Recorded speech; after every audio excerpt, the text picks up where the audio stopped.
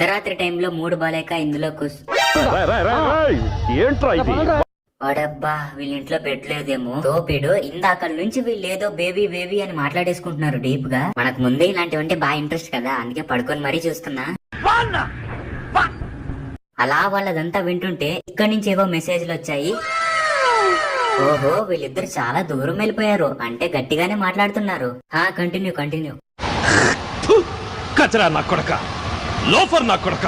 ఏ వాళ్ళొక్కటేనా మాట్లాడేది? నాకు మాట్లాడడం రాదా? నేను కూడా టీమప్ చేసా. అమ్మాయి బాగుంది, ఇట్రా అమ్మా ఇట్రా, ఇందులో కూర్చో. అది